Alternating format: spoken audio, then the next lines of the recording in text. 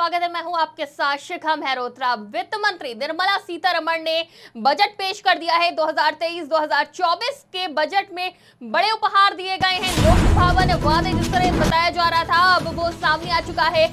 RBI act में बदलाव करेंगे, आईएफएससी एक्ट में भी बदलाव होगा। साइकिल ऑटोमोबाइल्स सस्ते होंगे, देसी किचन चिमनी महंगी होगी, मोबाइल फोन सस्ता होगा, कैमरे के लेंस सस्ते, इलेक्ट्रॉनिक वाहन सस्ते, एलईडी टीवी सस्ता, बायोगैस से जुड़ी चीजें, आयकर छूट। तो ये बड़ी चीजें हैं जिसमें कई में छूट दी गई है तो कुछ को महंगा भी किया गया है। बड़ी खबर आपको बता रहे हैं, जहां बजट में बड़े उपहार दिए गए हैं, जहां कुछ चीजों को सस्ता किया गया है, काफी मदद मिलेगी आम लोगों को। तो इस बार का बजट काफी अच्छा भी बताया जा रहा है। तो वहीं कुछ विपक्षियों ने बजट पेश होने से पहले ही निशाना साधना शुरू कर दिया था। अखिलेश यादव का भी ट्वीट सामने आया, जहां बजट पेश होने से पहले ही बीच में ही उनका ट्वीट आता है और वो इसे बताते हैं कि कहां से ये बजट अच्छा होगा। अभी तक जब अच्छा बजट नहीं दिया सरकार ने, तो विपक्ष निशाना साधता हुआ नजर आ रहा है।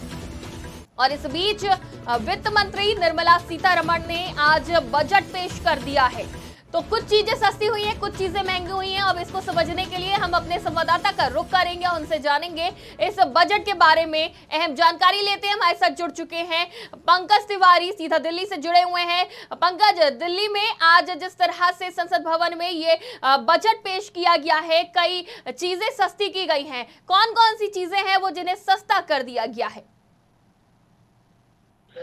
जी शिखा, बिल्कुल बताना चाहेंगे आपको। सबसे पहले तो बताना चाहेंगे कि वित्त मंत्री निर्मला सीतारमण 11 बजे संसद भवन पहुंची और उसके बाद से बजट को पेश किया और अभी उनका भाषण चल रहा है। बजट के बारे में वो ब्रीफ कर रही हैं, बता रही हैं। अभी जो चीजें निकल के सामने आई हैं, निर्मला सीतारमण वित्त मंत्री ने सीधे तौर पे कहा कि भारतीय अर्थव्यवस्था जो है दुनिया की 5 बड़ी अर्थव्यवस्थाओं में शामिल है। और दूसरी बात की विश्व के लोग भारतीय अर्थव्यवस्था को चमकता हुआ सितारा के रूप में देख रहे हैं। और इस समय जो बजट पेश हुआ है उसमें कृषि स्टार्टअप को प्रोत्साहन दिया गया है। तमाम चीजें जो है वो सस्ती, जिनमें बच्चों और युवाओं के लिए जो नेशनल डिजिटल लाइब्रेरी की भी स्थापना की बात कही जा रही है। और साथ ही साथ आपको बता दें कि जो आयकर की बात हो रही है, 7 लाख तक रुपए तक के आय पे जो है कि टैक्स फ्री रहेगा। यानी एक तरह से आयकर में छूट दी गई है सरकार के द्वारा इस बजट में। और इलेक्ट्रॉनिक तमाम जो चीजें हैं उनमें जो है कि छूट देखने को मिलेगी इस बजट में। खिलौना, साइकिल, ऑटोमोबाइल,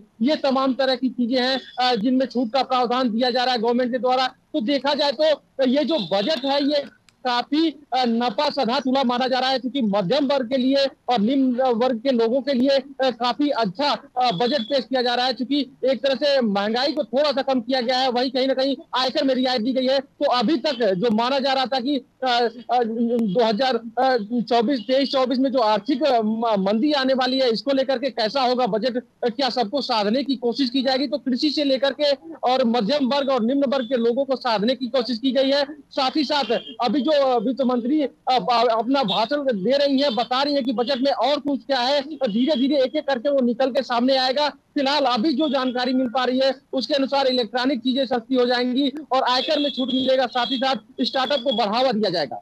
जी, साइकिल को भी पंकज सस्ता कर दिया गया है और जिस तरह से इलेक्ट्रॉनिक वाहनों की तरफ भी सरकार का रुख देखने को मिला है, उसको बढ़ावा देती हुई नजर आ रही है। इसको किस तरह से देखते हैं? जी देखिए, चूंकि साइकिल पे भी छूट मिली है और जो मध्यम वर्ग के और निम्न वर्ग के लोग के रोजमर्रा की चीजें होती हैं, जरूरत की चीजें होती हैं, उन पे कहीं ना कहीं छूट दिया गया है। तो एक तरह से जो अनुमान लगाया जा रहा था कि कहीं ना कहीं महंगाई बढ़ेगी, तो महंगाई पे तो कंट्रोल करने की यहाँ पे बात सामने आ रही है। साथ ही साथ जो पीएम आवास योजना पे जो खर्च होता था उसमें 66% की वृद्धि की गई है। तो ये अपने आप में एक बहुत बड़ी चीज है कि 66% वृद्धि की गई है। यानी जो निम्न तबके के लोग हैं और जो आवास के लोग हैं, जिनको आवास मुहैया होना चाहिए, मिलना चाहिए, जो उस दायरे में आते हैं, उनके लिए कहीं ना कहीं एक तरह से रियायत दी गई है गवर्नमेंट के द्वारा। यानी कुल मिलाकर जो मध्यम वर्ग है और जो निम्न वर्ग है, इनको विशेष रूप से साधा गया है। और देखा जाए तो बजट में और कुछ भी ढेर सारी चीजें गवर्नमेंट के द्वारा प्रावधान की गई हैं और धीरे धीरे एक एक करके निर्मला सीतारमण इस वक्त अपने भाषण के द्वारा सदन को संबोधित करके बता रही है। जी, कृषि क्षेत्र में डिजिटल विकास पर जोर दिया गया है। स्टार्टअप के लिए कृषि निधि बनाई जाएगी, यानी किसानों को भी इस बार सौगात दी गई है। किसानों को डिजिटल ट्रेनिंग मिलेगी। एग्रीकल्चर एक्सलेटर फंड का गठन होगा। ग्रीन ग्रोथ बजट की पहली प्राथमिकता बागवानी योजनाएं रहेंगी। किस तरह से देखते हैं, यानी कृषि के क्षेत्र में किसानों को एक बड़ी सौगात दी गई है इस बजट में। पंकज जी शिखा, ग्रीन ग्रोथ योजना को लेकर के सरकार चल रही है और सरकार को देखा जाए तो जैसे किसानों के लिए तमाम तरह के वादे किए गए थे कि किसानों की आय को कैसे दोगुना किया जाएगा।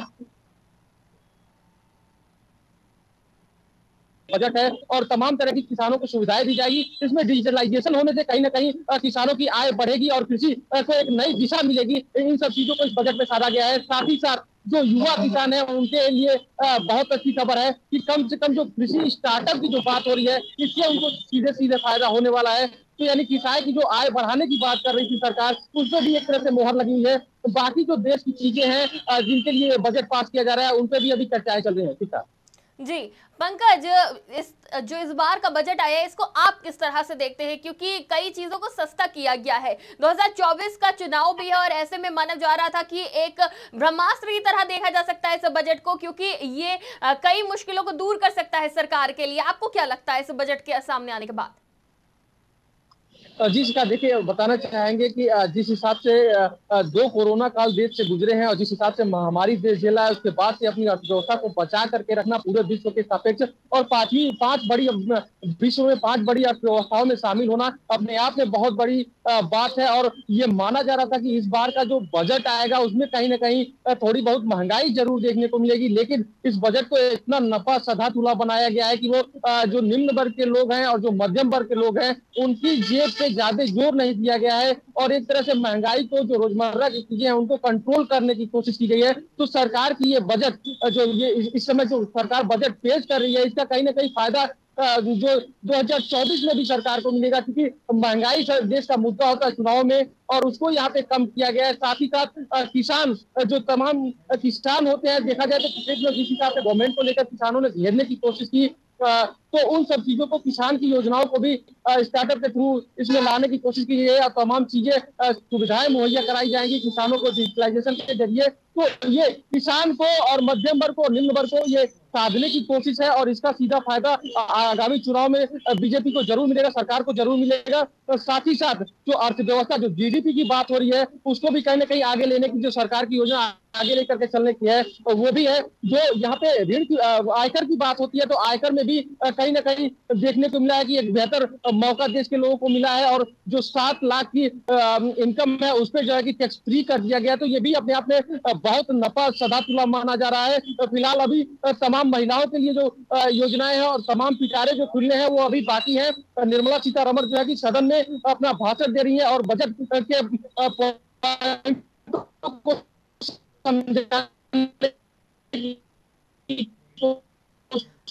जी बिल्कुल पंकज, बहुत बहुत शुक्रिया हमारे साथ जुड़ने के लिए, तमाम जानकारी के लिए। इस खबर पे हमारे साथ संवाददाता पंकज तिवारी सीधा दिल्ली से जुड़े हुए थे। तो आज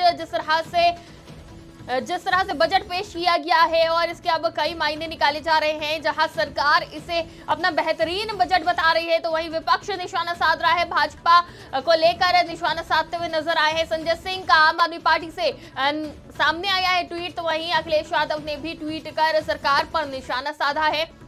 और निर्मला सीतारमण ने आज बजट पेश किया है। अब इसके बाद राजनीति भी देखने को मिलेगी, जहां विपक्ष बार पलटवार करता हुआ नजर आएगा। भाजपा अपने बजट का दशक पूरा कर रही है, ये बात कही है अखिलेश यादव ने। तो वहीं ना किसानों की एमएसपी बढ़ी, ना नौजवानों को रोजगार मिला। संजय ने ये ट्वीट किया है। बड़ी खबर ये सामने आ रही है, जहां विपक्ष ने निशाना साधना भी शुरू कर दिया है। और इस खबर पे अब हमारे साथ वरिष्ठ पत्रकार दिवाकर मिश्रा जी भी जुड़ चुके हैं, जिनसे बजट के बारे में अब हम ज्यादा जानकारी लेंगे। दिवाकर जी, आप किस तरह से देख रहे हैं इस बार के बजट को? क्योंकि बताया जा रहा था काफी लोक लुभावन रहेगा, हमने सुबह भी इस पे चर्चा करी और कई क्षेत्रों को विकास के साथ साथ अन्य क्षेत्रों को भी कई सौगातें देने की बात कही गई थी। अब ये बजट सामने आ चुका है, आप किस तरह से देख रहे हैं? जी शिखा, बताना चाहेंगे कि जैसा सुबह हमारी आपकी बातचीत हुई थी, वैसे बजट अभी पेश किया जा रहा है। अभी बहुत सी घोषणाएं बाकी हैं, लेकिन अभी तक बजट में जो प्रावधान किए गए हैं उसको लेकर ये कहा जा सकता है कि ये लोक लुभावन बजट है। देखिए शिखा, मैंने आपको पहले भी कहा था कि इस बजट का मायने जो होगा वो 2024 का चुनाव होगा। उसको ध्यान में रखते हुए मोदी सरकार ने बहुत बड़ी बड़ी योजनाओं की घोषणा की है, जिससे कि उनको हो सकता है कि चुनाव में फायदा पहुंचे। सबसे बड़ी बात यह है कि भारत आज एक 5 विश्व की अर्थव्यवस्थाओं में शामिल हो चुका है, और जो आर्थिक विकास दर रखी गई है, केंद्रीय वित्त मंत्री निर्मला सीतारमण ने जो कहा कि हमारी आर्थिक विकास दर 7% का रहने का अनुमान है, ये इकोनॉमिक ग्रोथ रेट, ये बहुत बड़ी बात है।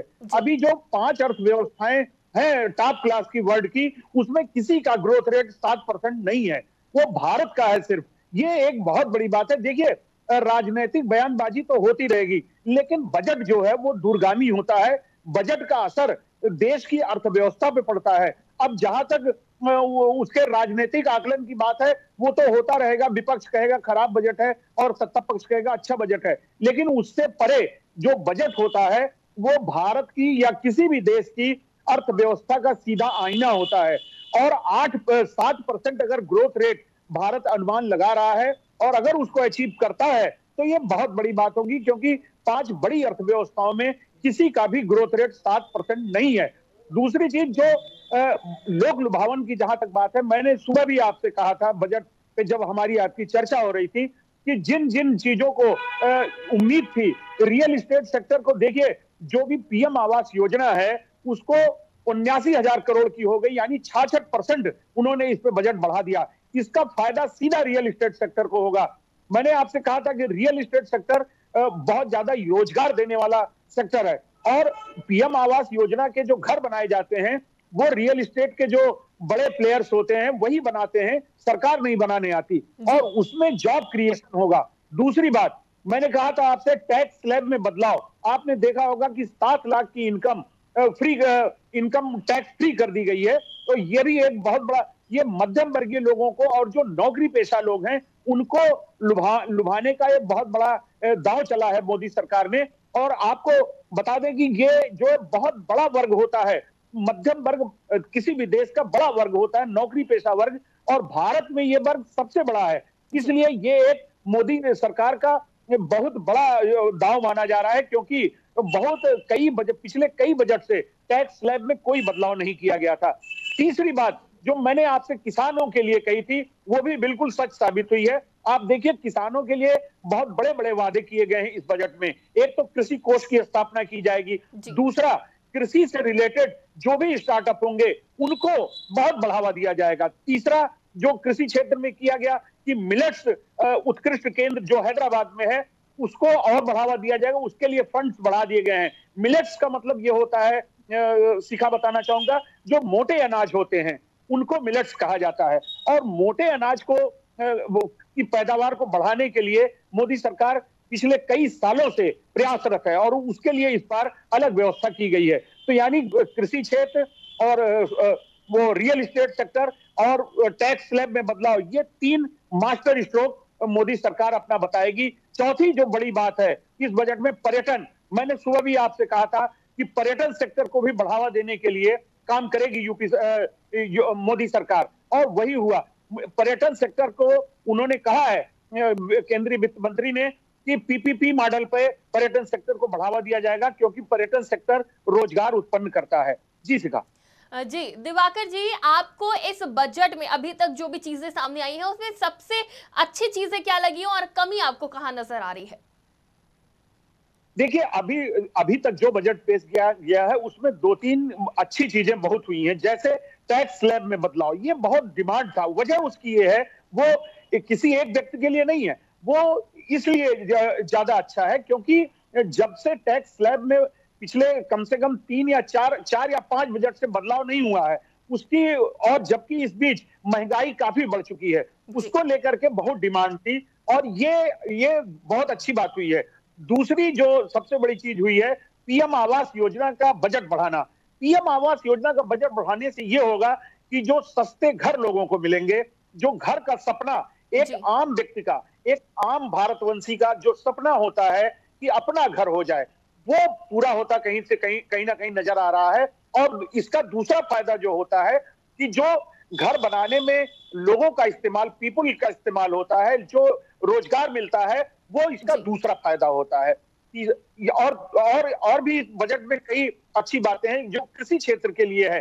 देखिए, किसान भारत की अर्थव्यवस्था की रीढ़ है। हमारी आज भी ग्रामीण अर्थव्यवस्था ही संभालती है इस देश को, क्योंकि हमारी आज भी 75% जनता गांव में रहती है। कृषि क्षेत्र के लिए जो अभी तक की घोषणाएं हुई हैं वो भी बहुत अच्छी हुई हैं। जी शिखा जी, कमी कहाँ नजर आ रही है दिवाकर जी आपको इस बजट में? देखिए, कमी तो अभी बजट आने दीजिए, पूरी तरह से बजट आया नहीं है। अभी तो कमी बाद में डिस्कस किया जाएगा। अभी तो बजट पूरी तरह से आ जाने दीजिए। लेकिन खास बात यह है कि मैंने आपसे पहले भी कहा कि ये 7% की इकोनॉमिक ग्रोथ रेट, ये बहुत बड़ी बात है। इसको आप एक अर्थशास्त्री की निगाह से अगर देखें तो ये बढ़ते हुए भारत का, तेजी से बढ़ते हुए भारत का ये सूचक है, क्योंकि 7% की ग्रोथ रेट को अचीव करना बहुत बड़ी चीज होगी। और इसका मतलब ये हुआ कि भारत की आर्थिक प्रगति बहुत तेज हो रही है। और 5 अर्थव्यवस्थाएं जो वर्ल्ड लेवल की हैं उसमें किसी की भी ग्रोथ रेट 7% नहीं है, और ये हमारे लिए एक गर्व की बात है। जी बिल्कुल दिवाकर जी, हमने सुबह भी इस पे चर्चा करी थी कि इस बार के बजट से क्या विपक्ष खुश नजर आएगा या नहीं, और वैसा ही हुआ। हर बार की तरह इस बार भी विपक्ष ने निशाना साधते हुए कई तरह के ट्वीट सामने आए हैं। संजय सिंह की बात करें, अखिलेश यादव की बात करें, इनके ट्वीट को किस तरह से देखते हैं? क्योंकि अखिलेश यादव ने कहा कि दशक हो गया है इस बजट को, मोदी सरकार के बजट को, और अभी तक कुछ नहीं दिया सरकार ने, तो अब भी कुछ नहीं देगी। आपको क्या लगता है, किस तरह से देखते विपक्ष के बयानों को? देखिए, ये राजनीतिक बयानबाजी है। इस पे तो ये तो एक्सपेक्टेड थी। आपसे मैंने सुबह भी कहा था कि ये उम्मीद के अनुरूप है, ये कोई उम्मीद के विपरीत नहीं है, ये तो होना ही है। लेकिन प्रतिक्रिया देखनी अगर है आपको, तो प्रतिक्रिया अभी आने दीजिए। जब उद्योगपतियों की प्रतिक्रिया आएगी और बड़े व्यापारियों की प्रतिक्रिया आएगी, बड़े अर्थशास्त्रियों की प्रतिक्रिया आएगी, बैंक के बड़े अधिकारियों की प्रतिक्रिया आएगी, जो किसी भी बजट से डायरेक्टली वाबस्ता रहते हैं, जुड़े हुए रहते हैं, उनको ज्यादा जानकारी होती है। ये सब तो राजनीतिक बयानबाजी है। मैंने सुबह भी आपसे कहा था कि जब भाजपा भी विपक्ष में रहती थी तो जो पार्टी सत्ता पक्ष में रहती थी उसके बजट को खराब बताती थी। तो ये सब तो राजनीतिक बयानबाजी है। लेकिन उससे परे हटकर अगर हम बजट को देखें तो अभी तक ये बजट बहुत ही संतुलित जा रहा है। अब आगे क्या होता है ये देखने वाली बात होगी। जी शिखा जी बिल्कुल। अब जैसे कि अभी आपने भी बताया और हम भी देख रहे हैं कि निर्मला सीतारमण अभी और घोषणाएं करेंगी, तो क्या लगता है और किस किस क्षेत्र को और लाभ मिल सकता है इस बजट के माध्यम से, दिवाकर जी? जी देखिए, बजट सभी क्षेत्रों के लिए बनाया जाता है। अब देखिए, अभी तक की घोषणाओं में कुछ बातें छूट गई थी, मैं आपको वो बता दूं। जैसे सुबह मैंने आपसे कहा था महिलाओं के लिए भी ये सरकार सोचेगी, और महिलाओं के लिए उन्होंने देखिए एक महिला नई बचत योजना की शुरुआत की है, जिसमें उनको 7.5% का ब्याज 2 लाख रुपए तक के बचत पे दिया जाएगा। ये एक बड़ी चीज है। दूसरे एक और बात बता दें आपको, वरिष्ठ नागरिकों के लिए भी सरकार ने सोचा है। उनकी बचत योजना 4.5 लाख से बढ़ाकर 9 लाख रुपए कर दी गई है। ये एक बड़ी बात इस बजट में हुई है। इसी तरह से आपको मैंने सुबह भी कहा था, शिक्षा के क्षेत्र में देखिए, उसमें शिक्षा के क्षेत्र में भी सरकार ने कई योजनाओं की घोषणा की है, जो कि नौजवानों के लिए भी बहुत फायदेमंद होगी। उसमें कई तरह के उसमें रोजगार के भी साधन बनाए गए हैं। तो इस तरह से देखिए, अभी तो बजट की घोषणा शुरू ही हुई है, अभी कम से कम 2 घंटे और चलेगी ये, और उसमें कई नई चीजें सामने आएंगी। लेकिन जो लग रहा है कि जिस तरह की उम्मीद थी कि एक लोक लुभावन बजट होगा, जो सभी के लिए कुछ ना कुछ इसमें दिया जाएगा, वो पूरी होती दिख रही है। जी शिखा जी बिल्कुल। एमएसएमई इसको भी प्रभावित किया है, और इसे किस तरह से देख रहे हैं? एमएसएमई बजट, इन दोनों में जो रिश्ता है उसे किस तरह से देखते हैं आप, दिवाकर जी?